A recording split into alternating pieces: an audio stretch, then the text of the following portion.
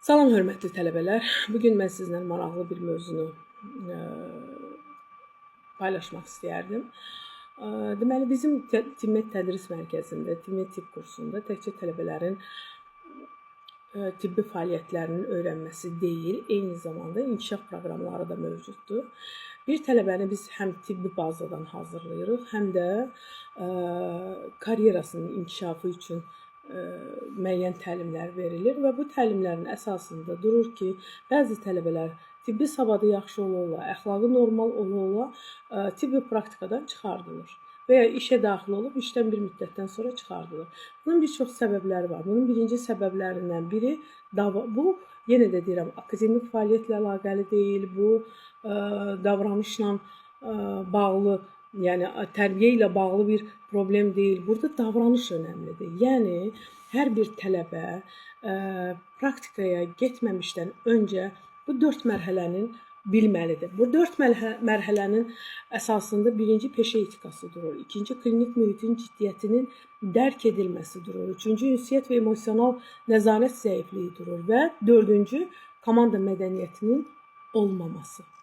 Bunlar bizim üçün vacib mərhələlərdən biridir. Vacibliyi ondan ibarətdir ki, bir tələbə peşə etikasının nə olduğunu bilməlidir. Peşə etikası nədir? İnsanın öz ixtisas sahəsində işləyərkən əməl etməli olduğu əxlaqi, hüquqi və davranış qaydalarının sistemidir. Yəni, mən bu peşənin məsuliyyətini necə daşımalıyam deyib özünə bir sual verməlidir. Bəs peşə etikası nədir? Düzgün davranış, hörmət, məsuliyyət, məxfilik, vicdanlıq. Tibb sahəsində peşə etikası daha sərtdir. Niyə? Çünki biz burada insan sağlamlığından və həyatından söz gedir. Yəni biz burada buna daha diqqət etməliyik. Əsas prinsiplərimiz nədir? Zərər verməmək. Bir pasiyentə bilərəkdən, səhlənkarlıqla zərər vermək olmaz. İkinci məxfilikdir.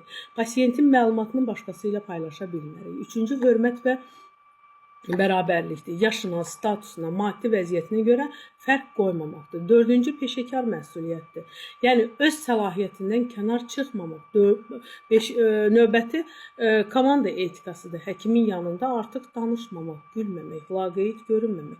Əgər sən klinikada yüksək səslə gülürsənsə, pasiyent haqqında koridorda danışırsansa, telefonla məşğul olursansa, həkimin sözünü kəsirsənsə, bu peşə etikasının pozulmasıdır. Hörmətli tələbələr, bunları etməyək.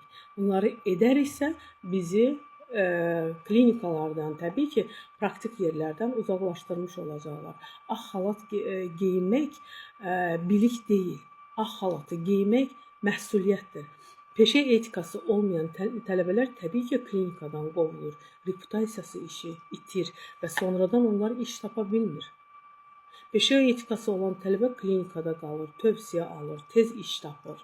İkinci, klinik mühitin ciddiyyətini dərk etmək mərhələsidir. Bir klinik mühitin tələbə deməli klinikanı təcrübə yeri kimi yox, adi bir yer kimi qiymətləndirir. Klinikada hər söz, hər davranış, hər gecikmə insan sağlamlığına təsir edən bir haldır. Çünki burada xəstə insan var, ailə üzvləri streslidir, həkim qərar verir, hüquqi məsuliyyət var, reputasiya riski var. Klinika, deməli, tələbənin bir yersiz davranışı klinikanın etibarını zədələyir. Və belə hallarda iş tapmaq və ya praktika tapmaq çox çətin olacaq. Koridorda gülmək olmaz, telefonla məşğul olmaq olmaz, pasiyentin yanında şəxsi söhbətləri etmək olmaz. Mən sadəcə tələbəyəm düşüncəsindən uzaqlaşmaq lazımdır. Tapşırığı qeyri-ciddi qəbul etmək. Bu, bilik problemi deyil. Bu, şuur və məsuliyyət problemidir. Niyə belə olur? Çünki klinikanın, klinik mühitdə olmağını dərk edə bilmir.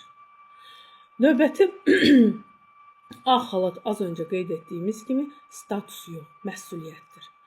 Növbəti mərhələmiz ünsiyyət və emosional nəzarətdir. Bu iki anlayış xüsusilə klinika mühiti üçün ən vacibdir. Ünsiyyət nədir? İnsanın qarşı tərəfə fikrinin düzgün, aydın, hörmət çərçivəsində çatdırma bacarığıdır. Düzgün söz seçimi, səs tonunun nəzarəti, bədən dili, dinləmə bacarığı, qısa konkret danışma. Bu, ünsiyyətdir. Tibbi mühitdə ünsiyyət 3 istiqamətdə olur. Həkimlə ünsiyyət, pasiyentlə ünsiyyət və kollektivlə ünsiyyət. Zəif ünsiyyət nümunəsi nədir? Həkimin sözünü kəsmək, pasiyentə kobud cavab vermək, müdafiəyə keçmək, mən bilmirdim demək. Düzgün ünsiyyət nədir? Bağışlayın, düzəldərəm. Təşəkkür edirəm, diqqət edəcəm. Zəhmət olmasa bir daha da izah edin. Bəs ünsiyyətlə az öncə emosiyanı bir yerdə qeyd etdik. Emosional nəzarət nədir? İnsanın hisslərini idarə etməsi və vəziyyətə uyğun reaksiya verməsidir. Burada reaksiya lazım deyil. Burada lazımdır cavab vermək.